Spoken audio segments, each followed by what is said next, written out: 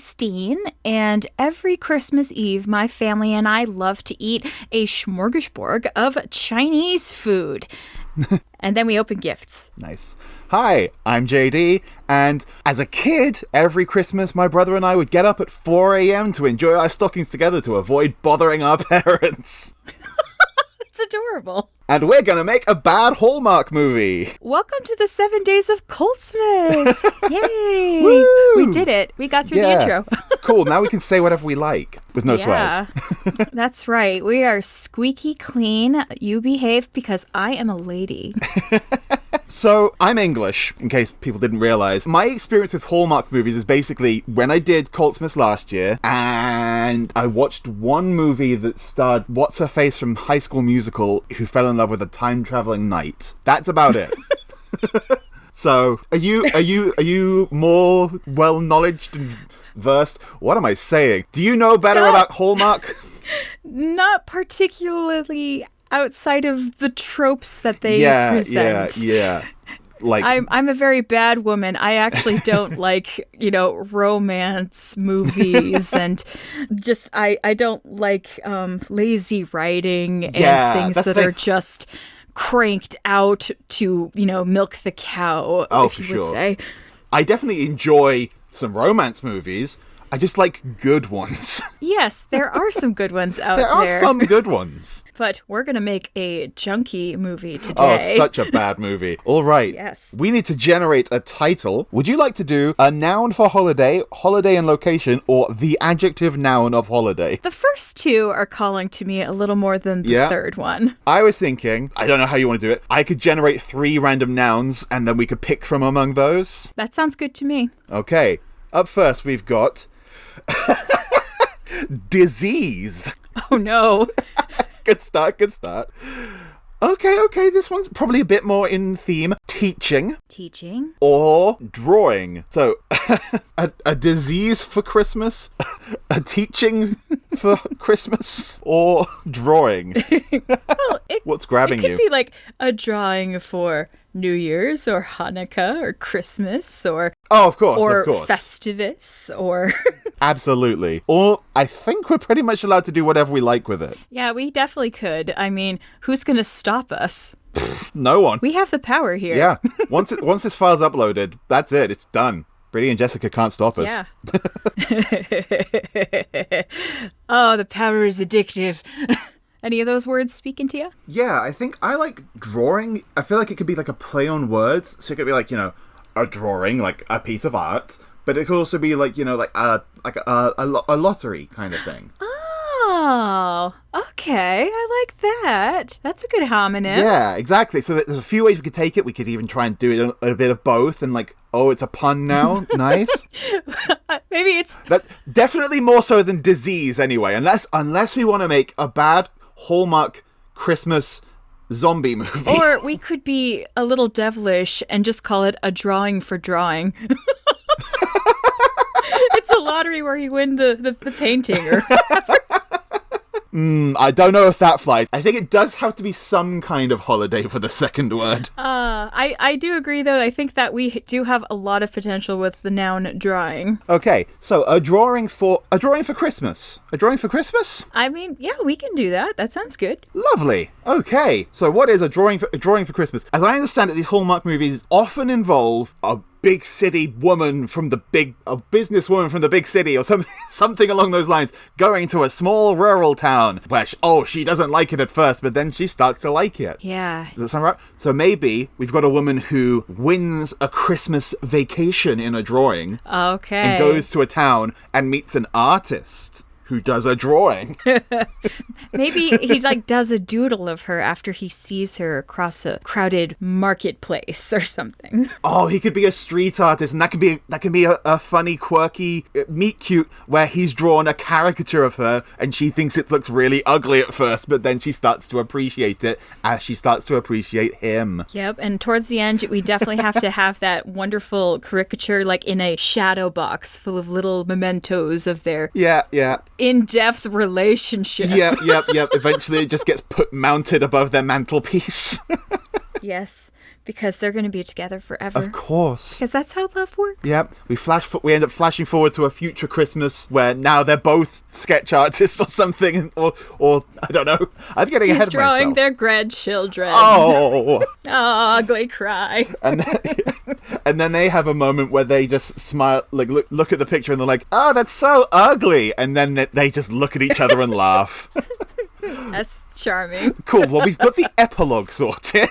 Oh, yep. So, Missy from Big City Business World. What shall we name our charming protagonist, who I assume is a white woman with brown hair falling in love with a blonde man? I mean, they sound like conventional folks. I think I have seen like images of all the cover, like the poster art for so many movies where it's just generic white brunette woman and generic white blonde man, and they're all the same. There's that one meme where like every one of the guys is dressed in green and every one of the women is dressed in red. Yeah, that's so her last name should be like something along the lines of Rouge or Redman or okay, well let's just go all the way with that and give her the first name Ruby. Yes, her first name is Ruby. Ruby Redmond. I like it.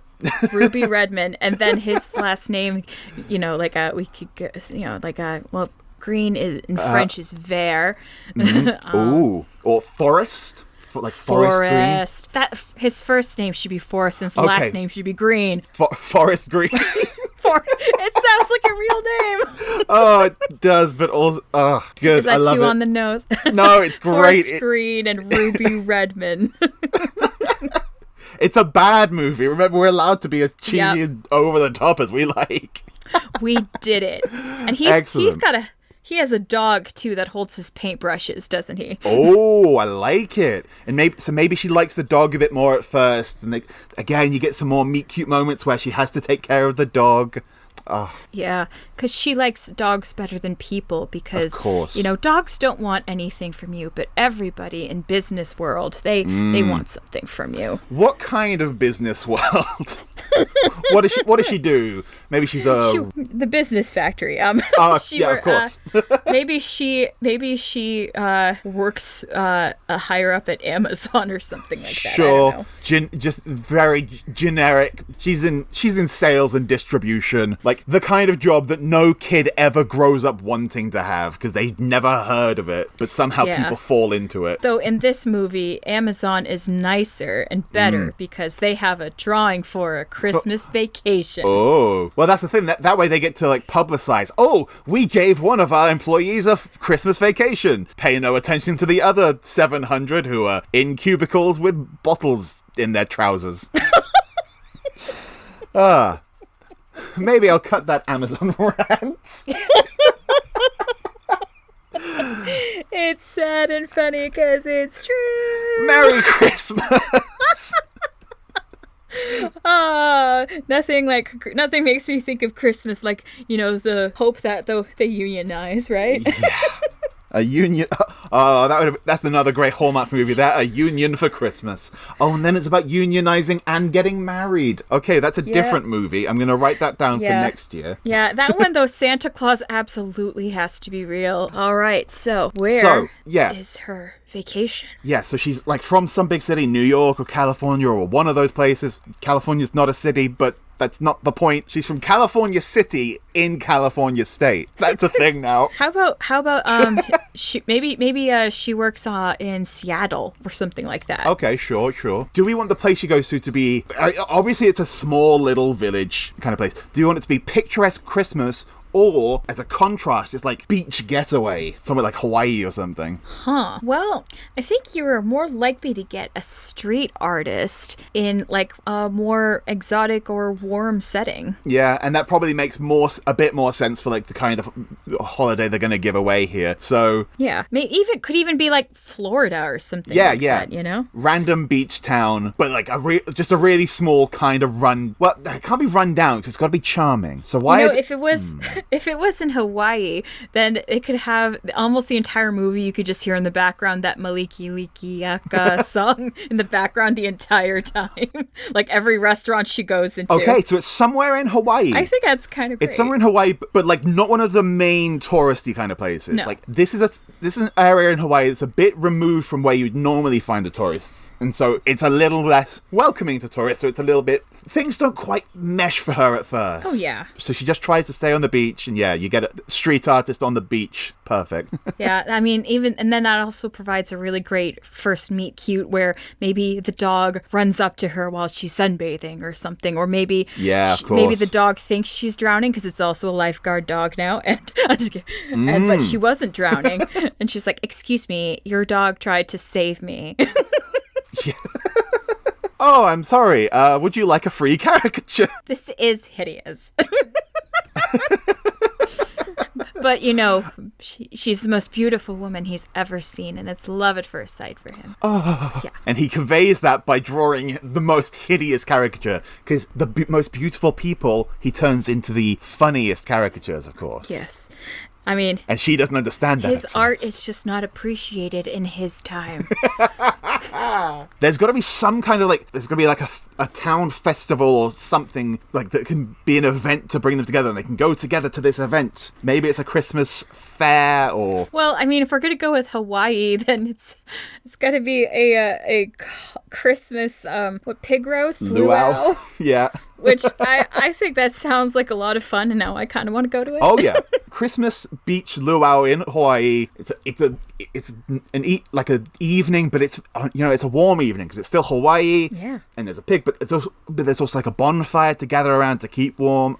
Yeah, like they're drinking out of pineapples. Maybe for the first time in this movie, she lets her hair down past her shoulders. Oh. I think somewhere along the line there's got to be a small kid who's like again annoys her at first, similar, in fact, like the opposite of the dog, because the dog she's immediately charmed to, but she doesn't like kids. She doesn't have time for kids in the business world. But this kid is so sweet and likes her so much. Maybe it's love interest, or maybe it's Forrest Green's daughter or something. I mean, he could definitely have a kid. He's been burned before, or he's a sad boy because his love has left or something, and maybe he'll just never find love again. He's okay with being a single dad to the kid and his dog and doing his ugly caricature art, and he's just trying to give his daughter the best Christmas ever. Yeah, of course. But then she likes you so much, Yeah, Ruby walks in. Oh. Maybe his daughter's named Ruby too. Maybe they have like some sort of connection or something. Oh yes,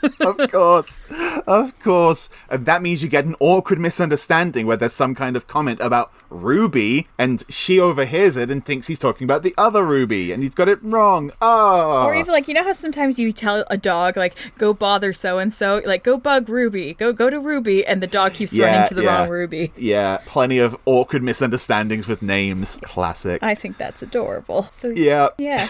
Is the kid at the Christmas luau? I think probably not. I think the kid had to go to bed early for this one. Yeah. So this is the time where they finally get to be alone together and really get to know each other. Oh my goodness. Cranking it up. It's happening. Yeah, maybe some kind of misunderstanding. She was about to leave. Ruby is about to leave and go to the airport, and Forrest has to stop her. But I thought we had something. Yeah, like I've known you for 16 hours now, and spent the best 16 hours of my Christmas season. Yeah, I was going to say, it can't be life because he's got a daughter. Well, yeah. It's been the best 16 hours of Ruby's life. My daughter, Ruby. Best the other 16 Ruby. Hours of this week. Best 16 hours of my dog's life. My dog is 2. What's the dog's name? Oh, the dog. Well, if the daughter's called Ruby, we can't also have the dog being called Ruby. Maybe more of a holiday theme, like Nick or something. Oh yeah. Oh, the dog is Santa. I mean, that only makes sense. The spirit of Santa. Like the dog also is capable of breaking the fourth wall in the movie and winking at the camera, right? Yeah. Like only at the very end of the movie after. Yeah, right in the end it looks direct into the camera, winks, and then iris out onto the dog. Oh, that's a good pupper. Yeah, that's in the epilogue when we flash forward to the grandkids and we're like, wait, the dog's still here? How can it be the same dog? Wink. I'm a magic dog. He talks too. Oh my gosh. Yeah, Nick is good. Nick is good.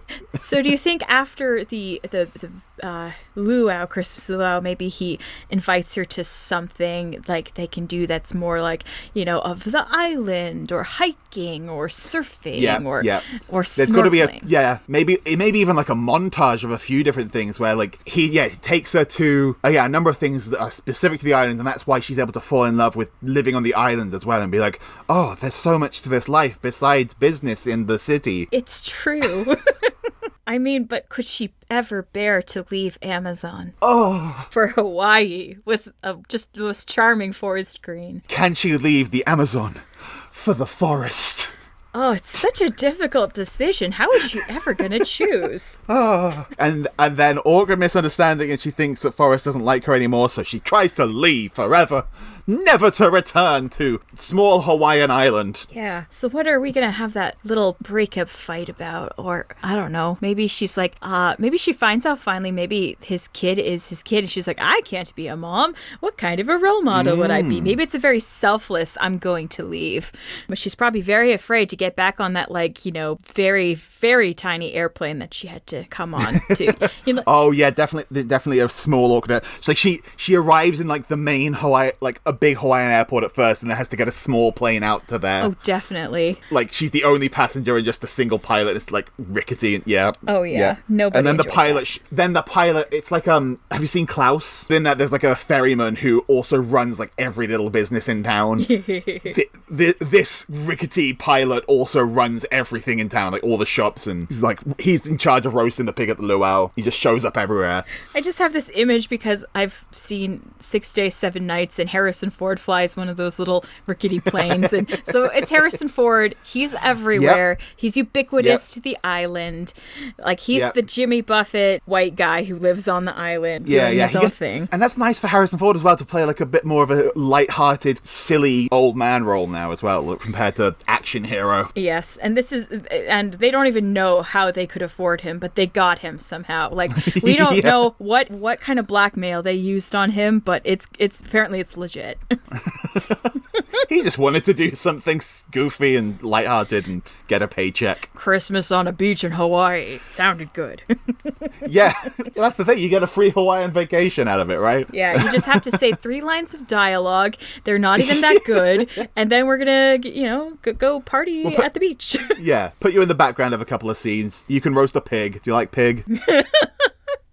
Do you like pig, Harrison Ford? Don't worry, there's pineapples too. You can have one of those. Oh. Any casting ideas for Ruby and Forrest? Casting? Or is it just no-name tiny actors who you've never heard of and will never see in anything ever again? Well, no, I think that if we're going to make this movie, I think that we should give them to no-name actors who are on the verge of their big break. Oh. Okay. Let them, get through this, and then let them have wonderful, beautiful careers with high successes. I'm here for it. Are you thinking of anyone in particular? I don't know any. That's fair. Well, we don't know who they are yet. No, but they are up and coming because But after a drawing for Christmas. Yeah, we believe. Just like Santa. I mean, if we want to make fake names for our even faker named folks. Fake actor names for the fake characters. Yeah, I'm very bad at naming things. Jessica DeVere and Carlisle Smith. We got him. We did it. But you did it. 20 years from now, they're going to be in everything. They're going to be the next Chris Pratt. We'll all be saying, I remember when. Yep. It all started with a drawing for Christmas. Well, it's like how we look at Bradley Cooper and we're like, wasn't he in Wedding Crashers? Yeah, he was in Wedding Crashers. That's what these folks are. They're the next Bradley Coopers. Be on the lookout. It's going to happen. All right. How are we bringing our intrepid lovers back together? She is on her way to not so much that airport as, that tiny little airplane strip on the beach. Yeah. And maybe Ruby